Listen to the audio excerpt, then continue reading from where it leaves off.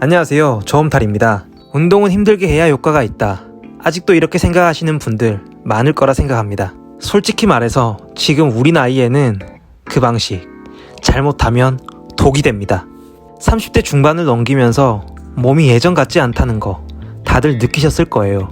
불과 몇 년 전만 해도 운동을 하고 나면 개운하고 몸이 좋아지고 있구나 이런 느낌이 분명히 있었는데요.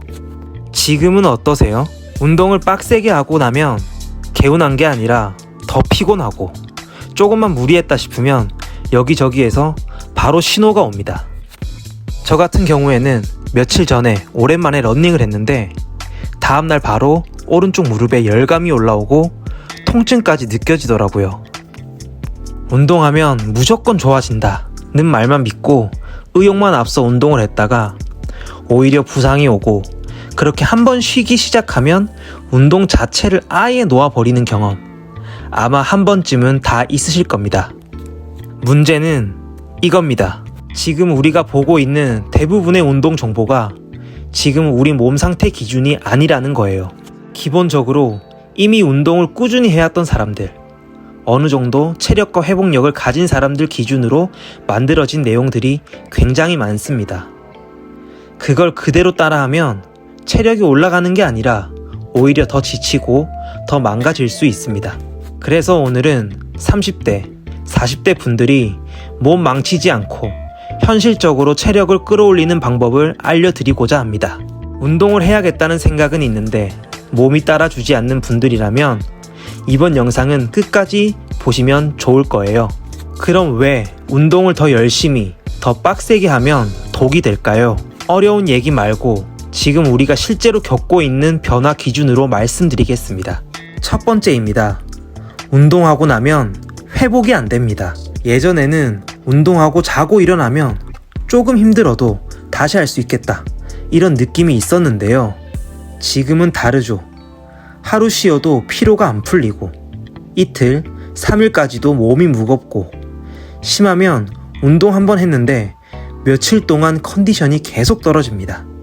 실제로 30대 이후부터는 운동 후 회복 속도가 눈에 띄게 느려진다는 연구 결과도 많습니다. 두 번째입니다. 잠을 자도 피로가 안 풀립니다. 분명히 7시간, 8시간을 잤는데도 아침에 개운하지가 않죠. 중간에 한두 번 깨기도 하고 일어나면 몸이 찌뿌둥한 상태로 하루를 시작합니다. 이게 왜 중요하냐면 몸은 자는 동안 회복이 되는데 이게 제대로 안 되니까 운동을 해도 회복이 아니라 피로가 계속 쌓이는 구조가 됩니다.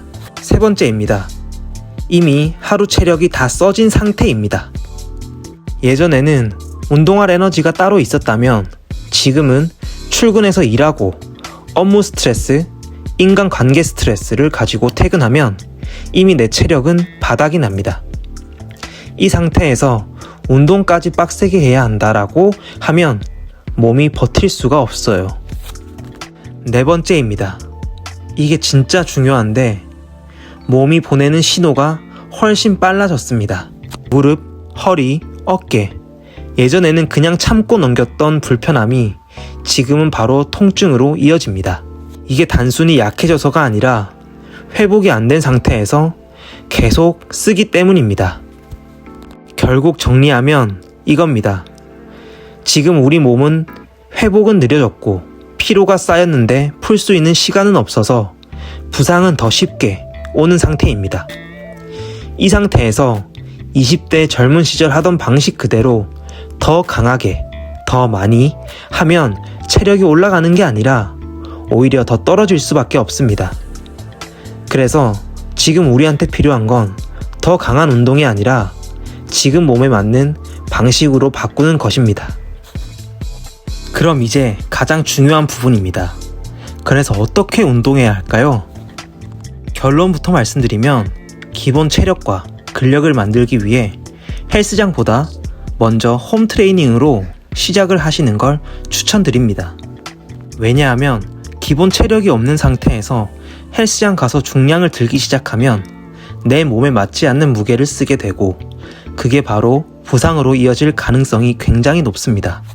오히려 이 상태에서는 머신보다 웨이트보다 맨몸 운동이 훨씬 안전하고 효과적입니다. 그래서 저는 처음에는 딱 이 4가지만 추천드립니다. 첫 번째, 팔굽혀펴기. 상체 근력의 기본입니다. 처음에는 정자세가 안 되시는 분들은 무릎을 바닥에 대고 시작하셔도 됩니다. 중요한 건 개수가 아니라 제대로 된 자세로 하나를 해보는 연습을 하는 겁니다. 틀린 자세로 계속 했다간 불균형이 올 수도 있으니까요. 팔굽혀펴기의 방법과 세트 수를 참고해 보세요. 두 번째, 턱걸이. 이건 처음에 거의 대부분 못합니다. 못한다고 포기하는 게 아니라 보조 동작부터 시작해야 합니다. 턱걸이 1개를 위한 방법과 세트 수를 참고해 보세요. 일단 턱걸이에 매달리는 연습을 먼저 해보세요. 어느 정도 가능해졌다면 점프해서 올라간 다음 천천히 내려오는 것을 반복해 보세요. 이걸 네거티브라고 하는데 이것만으로도 충분히 근력이 붙습니다. 세 번째, 플랭크. 이건 진짜 중요한 운동입니다.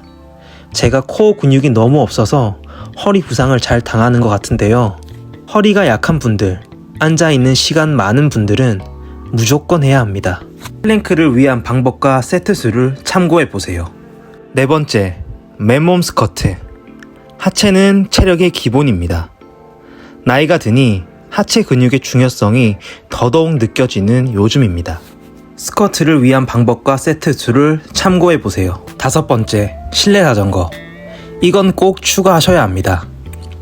유산소는 따로 해주셔야 하는데 러닝이 부담되는 분들은 실내 자전거가 가장 안전합니다. 무릎 부담도 적고 집에서 할 수 있는 유산소성 운동 중 가장 꾸준히 하기 쉽습니다. 실내 자전거를 처음 탄다면 아래 방법과 세트 수를 참고해 보세요. 이 5가지 루틴들의 핵심은 단 하나입니다. 절대 무리하지 않는 것. 조금 부족한 느낌으로 끝내야 다음 날도 할 수 있습니다. 여기서 중요한 게 하나 더 있습니다. 많은 분들이 그래도 운동은 더 많이, 더 빡세게 해야 효과 있는 거 아닌가요? 이렇게 생각하시는데요. 솔직히 말씀드리면 직장 다니면서 주 5일 운동 거의 불가능합니다. 계획은 세우죠. 이번 주부터는 월화수목금 다 해야지. 근데 막상 시작하면 야근 한 번 생기고 회식 한 번 생기고 몸이 한 번만 안 따라줘도 루틴이 바로 무너집니다. 그리고 그때부터 또 못했네. 스트레스만 쌓이다가 운동을 완전히 놔버립니다. 그래서 저는 처음부터 일주일에 2-3일 기준으로 잡는 걸 추천드립니다. 이게 오히려 훨씬 오래 갑니다. 많은 분들이 운동은 빡세게 해야 효과가 있다고 생각하시는데 지금 우리한테 중요한 건 얼마나 힘들게 했느냐가 아니라 다음날 또 할 수 있느냐입니다. 계획하기 힘드시다면 이 기준을 참고해보세요. 8:2 원칙. 쉽게 말씀드리면 운동의 80%는 가볍게, 나머지 20%는 조금 강하게입니다. 이걸 현실적으로 적용해보면 일주일에 3번 운동한다고 하면 2번은 부담 없는 강도, 1번만 조금 힘든 날, 이렇게 가져가는 겁니다. 제가 실제로 했던 방법은 2-3일은 맨몸 운동으로 조금 부족한 느낌에서 멈추고 실내 자전거는 5에서 10분 정도만 가볍게 타줍니다. 그리고 딱 하루 정도만 오늘은 조금 밀어본다, 이런 날을 만드는 겁니다. 그날은 반복 횟수를 조금 더 늘리거나 자전거 강도를 조금 더 올리거나. 하지만 여기서도 무리는 금지입니다. 회복은 안 되고 피로는 쌓이고 결국 며칠 쉬다가 완전히 끊어지는 악순환을 피해야 합니다. 만약 이것도 힘들다면 8:2가 아니라 9:1로 가셔도 됩니다. 거의 대부분을 가볍게 하고 가끔만 강하게. 이게 지금 우리 몸에는 더 맞습니다. 정리하면 지금 우리 나이에서는 많이 운동하는 것이 아니라 지속되는 운동이 이깁니다. 그리고 강한 운동이 아니라 회복 가능한 운동이 정답입니다. 앞으로 이 채널에서는 몸의 부담은 줄이면서 현실적으로 체력을 올릴 수 있는 방법들을 계속해서 공유드리겠습니다. 내용이 도움이 되셨다면 구독과 좋아요는 영상을 제작하는 데 큰 힘이 됩니다. 감사합니다.